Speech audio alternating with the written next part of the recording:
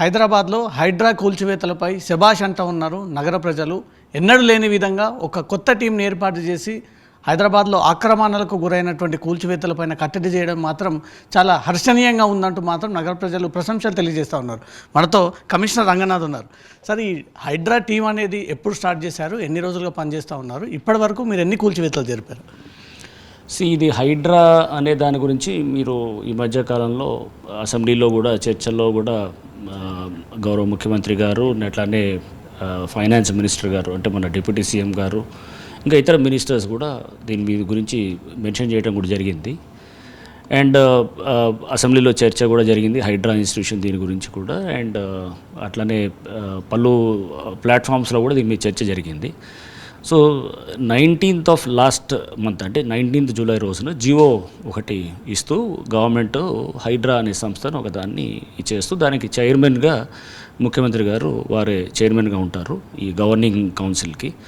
And తర్వాత దీనికి కన్వీనర్గా కమిషనర్ హైడ్రా అంటే నేను ఉండటం జరుగుతుంది. సో ఇది ఒక జియో ఇవ్వటం జరిగింది. ఆ మరుసటి రోజు అంటే 19th రోజు హైడ్రాని కాన్స్టిట్యూట్ చేస్తూ జూలై రోజున ఇచ్చినటువంటి జియో తర్వాత 20th జూలై రోజున ఇది నన్ను కమిషనర్గా అపాయింట్ చేస్తూ కూడా హైడ్రాగా కమిషనర్గా అపాయింట్ చేస్తూ కూడా జియో ఇవ్వటం జరిగింది అన్నమాట. సో ఇది దీంట్లో ఇది బేసికల్గా మీరు చూసారు హైడ్రా అనే దానికి Hyderabad disaster response and asset protection agency అంటే రెండు అంశాలు, డిజాస్టర్ రెస్పాన్స్ ఒకటి, అసెట్ ప్రొటెక్షన్. ఈ రెండు ఇంటర్లింక్ కాన్సెప్ట్స్ కూడా. అంటే ఇప్పుడు డిజాస్టర్స్ రావడానికి ఇప్పుడున్న డిజాస్టర్స్కి రకరకాల కారణాలు ఉన్నాయి. ఒకటి క్లైమాటిక్ చేంజ్ ఉండొచ్చు, లేకపోతే మామూలు జనరల్గా ఉన్నటువంటి ఇతర అంటే డిజాస్టర్స్ లైక్ ఒక ఫ్లడ్ లేకపోతే ఒక సైక్లోన్, ఇట్లా రకరకాల డిజాస్టర్స్ వస్తుంటాయి, ఒక ఫైర్ ఇట్లా ఉంది. బట్ కొన్ని చాలా మన హ్యూమన్ ఇంటర్వెన్షన్స్ తోటి మన మ్యాన్మేడ్ డిజాస్టర్స్ చాలా వచ్చాయి. ఇప్పుడు లైక్ ఫర్ ఇన్స్టెన్స్ ఇప్పుడు క్లైమాటిక్ చేంజ్ తోటి కూడా మనకు చూస్తున్నటువంటి చాలా డిజాస్టర్స్ అంటే ఇంటెన్సిటీ ఆఫ్ రెయిన్ఫాల్ సడన్గా ఇప్పుడు మనం చూస్తే గంటలోనే 10 సెంటీమీటర్లు పడేటటువంటి పరిస్థితులు ఉన్నాయి. అంటే ఫ్లడ్ అయిపోతుంది అనమాట.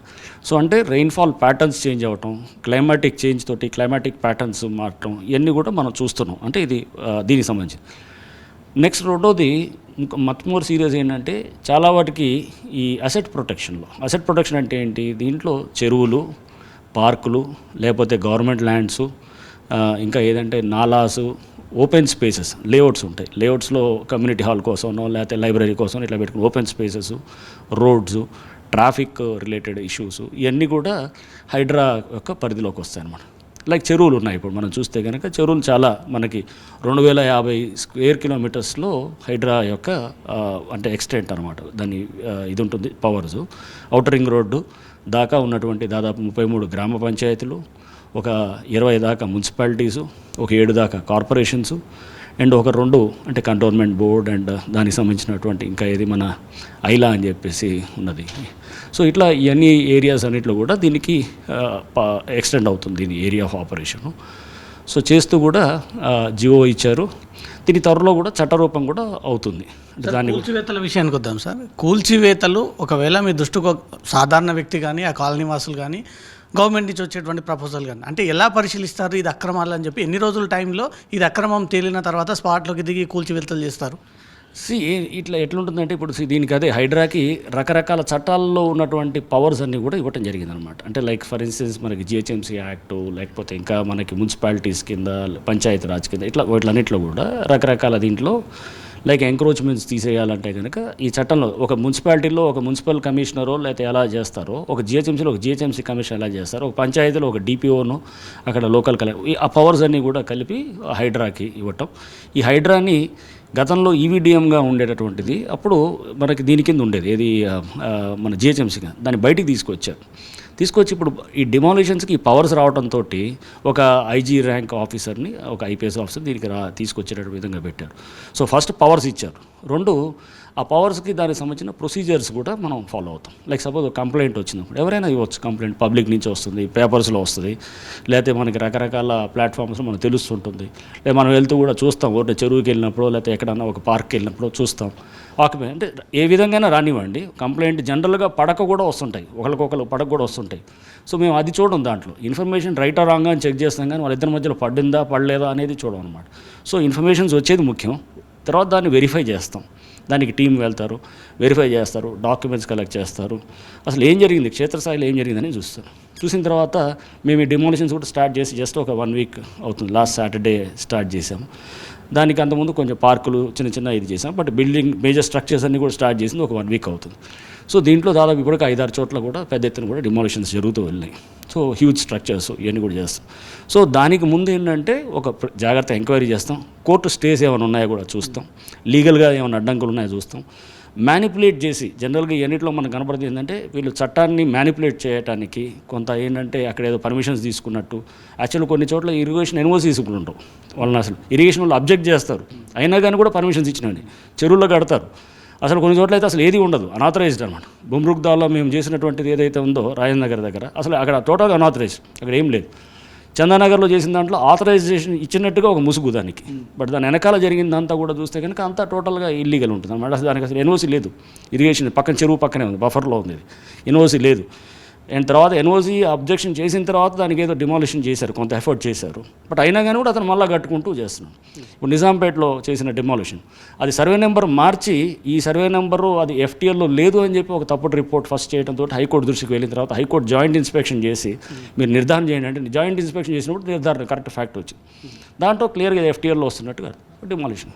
సో అంటే మ్యానిపులేట్ చేస్తూ కూడా దీన్ని చేస్తున్నటువంటి మనం అక్కడ వెళ్ళినప్పుడు లోతులోకి వెళ్ళి క్షేత్రస్థాయిలో మనం పరిశీలిస్తే విషయాలన్నీ అర్థమైపోతాయి అన్నమాట.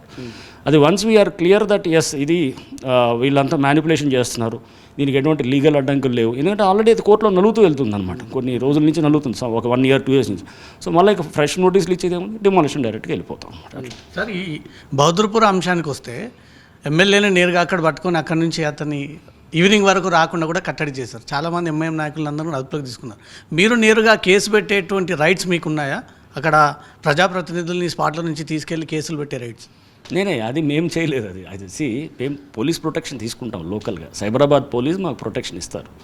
సో మేము బట్ డిమాలిషన్ అంతా హైడ్రా చేస్తుంది అనమాట. కంప్లైంట్ ఇచ్చేది కూడా హైడ్రా కంప్లైంట్ ఇస్తుంది. రేపు అక్కడ సపోజ్ ఒక కంప్లైంట్ లాగా సైబరాబాద్ అక్కడ ఉన్నటువంటి పోలీస్ స్టేషన్కి వాళ్ళకి ఇస్తారు.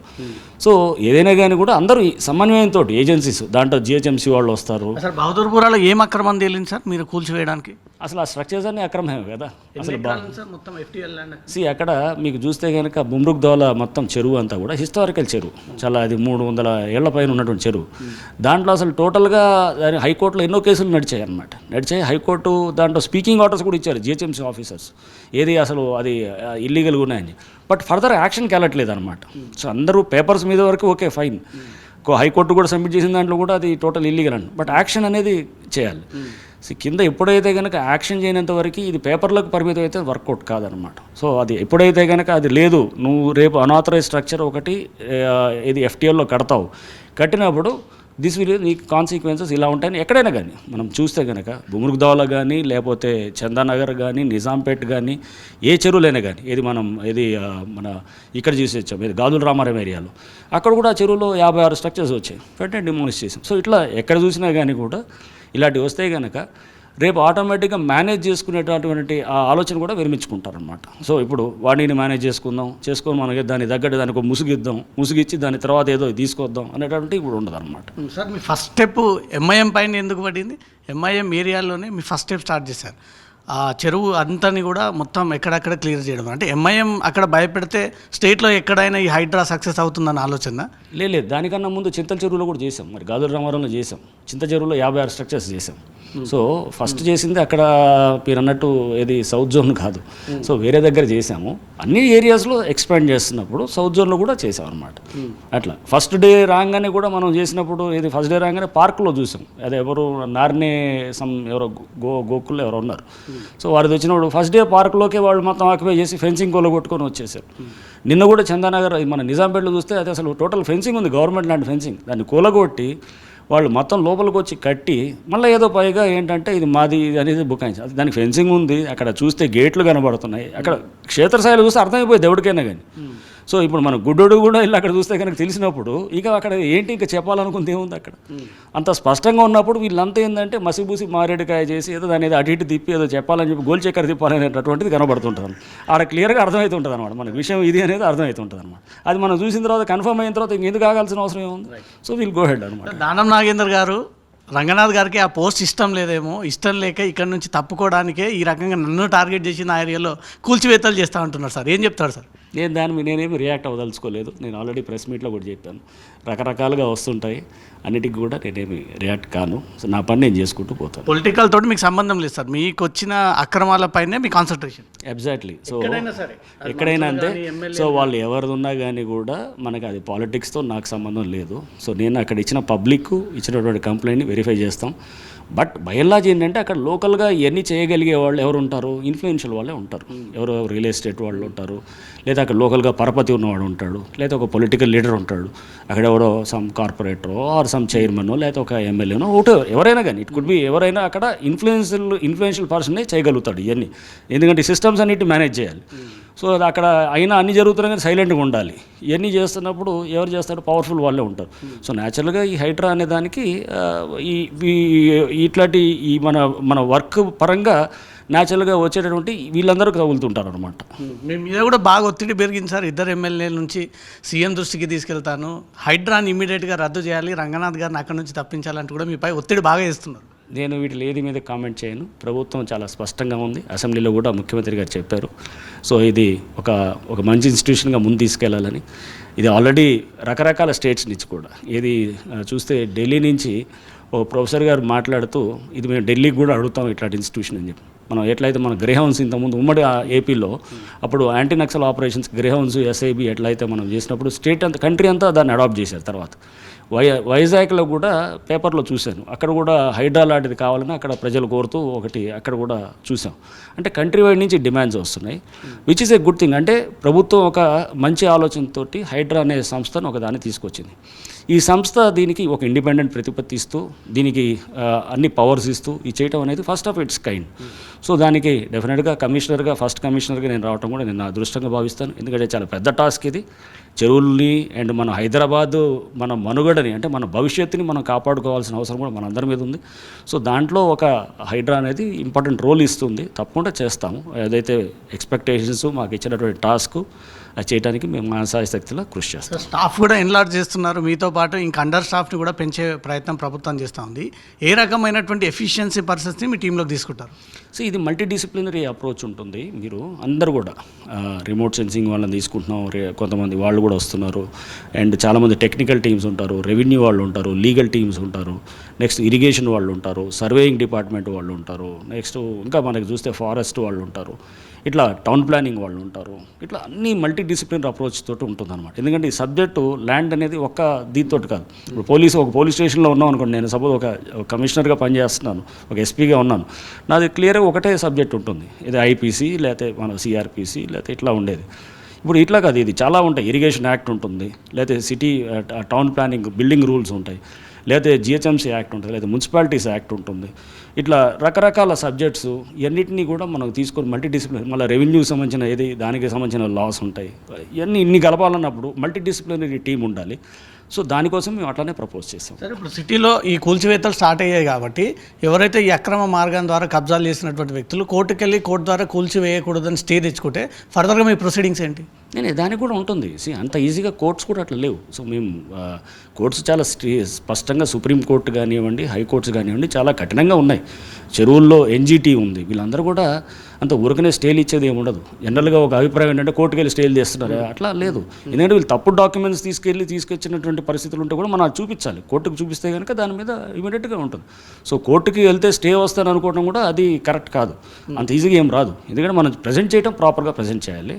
మనం జాగ్రత్తగా తీసుకొని మనం తీసుకొస్తే కనుక డెఫినెట్గా ఇది చేస్తాం. లీగల్గా ప్రాసెస్ని మనం స్ట్రాంగ్ చేయాలి, దానికి టీమ్స్ని కూడా స్ట్రాంగ్ చేస్తాం అనమాట. ఇంతకుముందు మీ వర్క్ అంతా కూడా జిహెచ్ఎంసీ పరిధిలో ఉండేది. డిజాస్టర్ కానీ, రెస్క్యూ టీమ్స్ కానీ, ఈ విపత్తు లేదా ఏర్పడినప్పుడు వచ్చినటువంటి టీమ్స్. ఇప్పుడు ఆ టీమ్స్ ఉంటాయా సార్? ఆల్టర్నేట్గా మీరున్నారా, లేకపోతే ఆ టీంని అంతా క్లోజ్ చేసి మీకు అటాచ్ చేశారా? నేనే ఈవీడిఎం ఉన్నదంతా తీసుకొచ్చి దీంట్లో అబ్జర్వ్ చేశారు. ఇది ఇప్పుడు కొత్త ఇన్స్టిట్యూషన్ హైడ్రాకి మారిందనమాట. ఇప్పుడు మేమంతా హైడ్రాలో ఉన్నట్టు అందరూ కూడా. ఈవీడిఎంలో గతం ఈవీడిఎం అనేది లేదు, అది అయిపోయింది. అది 19th July తర్వాత ఈవీడిఎం అనేది is no more in existence. It is now Hydraa.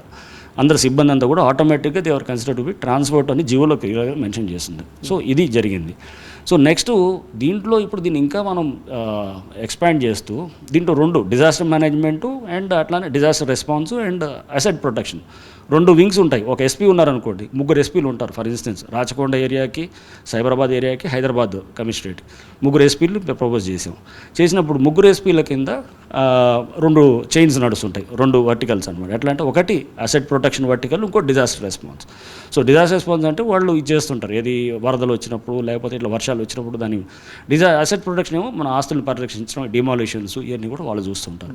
So ఇలా ఈ వర్టికల్స్ నడుస్తుంటాయి. మళ్ళీ ఇంకొక ఎస్పీ ఇక్కడ హెడ్ క్వార్టర్స్లో ఉండి అతను he will be under commissioner ఉంటారు, అడ్మినిస్ట్రేషను ఇవన్నీ కూడా చూసేదానికి ఇది ఉంటుంది. ఇట్లా ప్రపోజ్ చేశాము. ఇవన్నీ కూడా త్వరలో బహుశా క్లియరెన్స్ అయిపోయి మనకు ఆల్రెడీ బడ్జెటరీ ఇదంతా కూడా ఆల్మోస్ట్ శాంక్షన్ అయిపోయింది, బడ్జెట్ కూడా మనం పెట్టారు. సో దీనికి గవర్నమెంట్ కూడా చాలా ఇంట్రెస్ట్ తోటి ఉన్నారు కాబట్టి ముఖ్యమంత్రి గారు పలు సందర్భాల్లో చెప్పారు, అసెంబ్లీలో కూడా చెప్పారు. సో ఈ ఇన్స్టిట్యూషన్ చాలా జాగ్రత్తగా తీసుకెళ్ళి ఈ కబ్జాలు ఇప్పటిదాకా అయినది చాలు, ఇప్పటిదాకా మనం దీన్ని ఇప్పుడన్నా చెక్ చేయకపోతే కనుక ఇంకో 10 ఏళ్ళకి మన చెరువులు కూడా ఉండవు. చెరువులు లేకపోతే మొత్తం వరదలు, మొత్తం ఇప్పుడు హైదరాబాద్ ఉన్న పరిస్థితి నుంచి దీనికి మనం ఇంకా డిస్టర్బెన్స్ మనం చూసే పరిస్థితి ముందు వస్తుంది. ఇప్పుడన్నా మనం మేలుకోకపోతే కనుక, లేకపోతే ఇప్పటికే మనం చూస్తున్నాం చాలా ఇళ్లలో రావటం, చిన్న వర్షం వస్తే కూడా మొత్తం వాటర్ లాగింగ్ అయిపోవటం, అంతా అస్తవ్యస్తం అయిపోవటం, ఇవన్నీ కూడా దీని ఎఫెక్ట్లే అనమాట. సో అందులో చెరువులను పునరుద్ధరించాలి, దానికి కావాల్సిన ప్రణాళికతోటి మనం ముందుకు పోవాలి. బాధితులు మిమ్మల్ని ఎట్లా అప్రోచ్ అవ్వాలి సార్? ఎట్లా ఫిర్యాదు అందజేయాలి? మీరు హైడ్రా స్టార్ట్ చేసిన తర్వాత ఎన్ని ఫిర్యాదులు అందాయి, ఇంకా ఎన్ని కూల్చివేతలు జరపాల్సి ఉంది మీ ప్లానింగ్ ప్రకారంగా? అట్లా కూల్చివేతలు ఒకటే కాదు, చాలా వస్తున్నాయి ఫిర్యాదులు. రోజుకి చాలామంది వస్తున్నారు, కలుస్తున్నారు. మేము వెళ్ళిన చోటల్లా జనాలు పెద్ద ఎత్తున కూడా రిసీవ్ చేసుకుంటూ అక్కడ వాళ్ళు కూడా వచ్చి అంతా చూపిస్తున్నారు, పబ్లికే వస్తున్నారు ముందుకి. మీరు అక్కడ ఎక్కడికి వెళ్ళినా కానీ ఒక 50 మంది 100 మంది అక్కడ ఉంటున్నారు, కాలనీ వాసులు, మహిళలు కానీ యూత్ కానీ అందరూ వచ్చి తీసుకెళ్ళి వాళ్ళే చూపిస్తున్నారు. సార్ ఇదిగోండి మా చెరువు, దీంట్లోకి వచ్చినారు, ఇది గవర్నమెంట్ ల్యాండ్ సార్, పార్క్ ఇది, వాళ్ళే చూపిస్తున్నారు.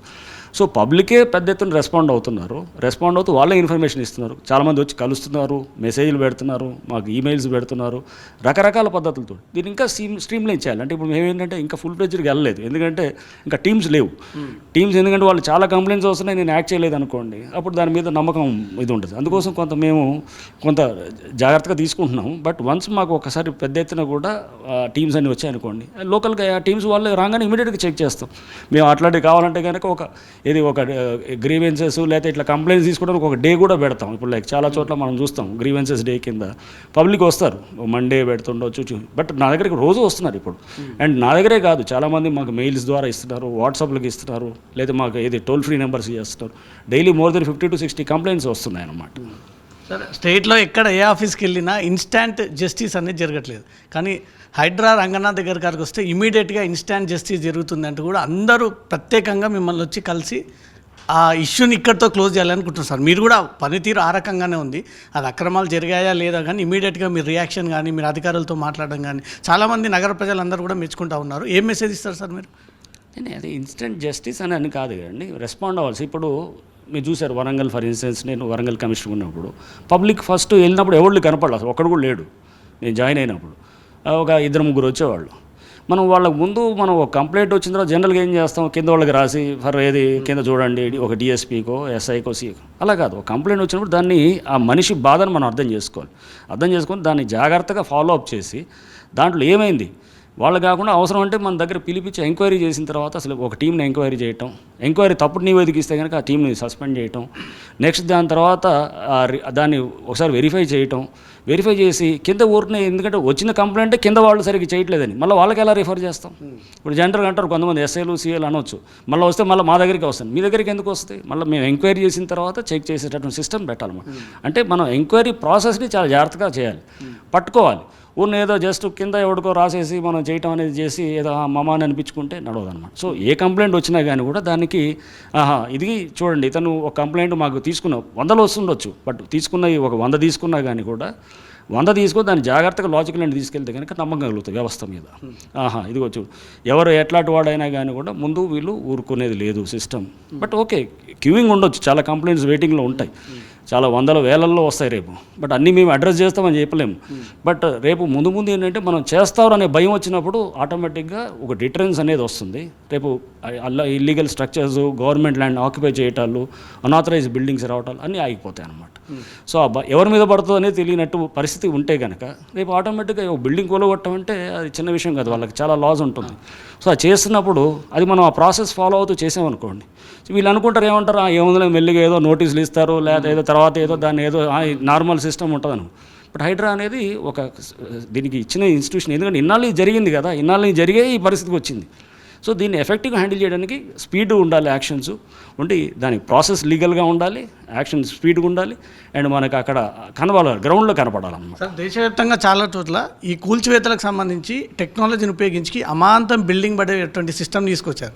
రీసెంట్గా మాదాపూర్లో కూడా పురాతన ఒక భవనాన్ని సెకండ్స్లో కూల్చేసేటువంటి సిస్టమ్ని చేశారు. మన నోటీసులు ఇచ్చి యంత్రాంగం వెళ్ళి జేసీబీ అధికారులు ఇంతమంది ఇచ్చే బదులు ఆ సిస్టమ్ నేను అమలు చేస్తే చాలా ఈజీగా ఉంటుంది కదా సార్. చేయొచ్చు, బట్ అంటే మనం దాన్ని ఏదైనా పేల్చటము, డైనమైట్స్ పెట్టి చేయటం అదనేది అది కొంచెం పక్కనున్న హ్యాబిటేషన్స్ ఉంటే కనుక డేంజరస్ ఉంటుంది అనమాట. సో అవన్నీ చూసి మన డిమాలిషన్లో కూడా మేము కూడా ఇప్పుడు కొత్తగా మేము వచ్చి 20 రోజుల్లో అవుతుంది. సో మాకు ఇంకా తెలియదు, ముందు వెళ్ళే కొద్దీ డిమాలిషన్ టెక్నిక్స్ ఏమైనా ఉంటే కనుక క్విక్గా చేస్తూ పక్కన ఉన్నటువంటి ఇల్లులు, ఎందుకంటే కూలగొట్టాడు పక్కన ఇల్లులు ఉంటాయి. సో అది మనం బ్లాస్ట్ చేసాం అనుకోండి, ఏమైనా ఎక్స్ప్లోజివ్ పెట్టి బ్లాస్ట్ చేస్తే పక్కనంతా ఎఫెక్ట్ అవుతుంది అనమాట. సో అలా కాకుండా చూడటానికి మనం ఇవన్నీ కూడా చూడాల్సి వస్తుంది అనమాట. సో అందుకోసం ఊరినే మనం అక్కడ ఉన్న పరిస్థితులను చూసి అక్కడ డిమాలిషన్ ఏ టైప్ ఆఫ్ దీనికి వెళ్ళాలనేది కూడా ప్లాన్ చేస్తాం. సార్, హైడ్రా పరిధి ఎంతవరకు ఉంది? ఇప్పుడు కొత్త మున్సిపాలిటీ గ్రామ పంచాయతీలకు కూడా జిహెచ్ఎంసీ ఆధీనంలోకి తీసుకుంటూ కొత్త ప్రపోజల్ పెట్టింది. ఇప్పుడు అది కూడా నిజంగానే దీంట్లో కలిసి ఉంటే హైడ్రా పరిధి ఎక్కడి వరకు పెరుగుతుందా, ఓన్లీ ఇన్నర్ రింగ్ రోడ్ వరకే ఉంటుందా? హైడ్రా పరిధి ఇప్పుడు ఔటర్ రింగ్ రోడ్ దాకా, ఓఆర్ఆర్ దాకా మొత్తం ఉంది. సో చాలా డిమాండ్స్ కూడా చూసాం. నిన్న కూడా ఎవరు మురళీ గారు వారు మొత్తం స్టేట్ మొత్తం ఎక్స్టెండ్ చేయాలని వచ్చింది. కొంతమంది ఏమో అసలు వేరే స్టేట్స్లో కూడా కావాలని అడుగుతున్నారు. సో ఇట్లా రకరకాలుగా ఉంది. సో ఉన్నప్పుడు దీని అవసరం ఏంటనేది అందరూ కూడా చూసాను. నేను వరంగల్లో చేశాను, ఎన్నో అన్ఆథరైజ్ స్ట్రక్చర్స్ ఉన్నాయి అక్కడ. ఉన్నప్పుడు అక్కడ కూడా వరదలు రావడానికి one of the main reason was ఇదనమాట. సో ఫ్లడ్డింగ్స్ అవ్వడానికి, లేకపోతే అక్కడ మొత్తం చెరువులన్నీ మొత్తం టోటల్గా అక్కడ ఎంక్రోచ్ అవ్వటం, నాలాస్ ఎంక్రోచ్ అవ్వటం, ఫ్లడ్డింగ్ అనేది అక్కడ కూడా చాలా సీరియస్గా అంశం ఉండిందన్నమాట. సో ప్రతి చోట ఇది వరంగల్, హైదరాబాద్ అనట్లేదు, ప్రతి చోట ఇదే ప్రాబ్లం ఉందన్నమాట. ప్రతి చోట ల్యాండ్ వాల్యూ పెరగడంతో ఎంక్రోచ్మెంట్స్, గ్రాబింగ్ చేసి, చెరువు ల్యాండ్ ఎవడు కామ్గా ఉంటాడు, దాంట్లో వెళ్ళి అక్కడ ఉన్న ఇన్ఫ్లుయెన్షియల్ ఫెయిల్ వెళ్ళి అక్కడ చెరువు ల్యాండ్ కొట్టేయాలని చూస్తాడు.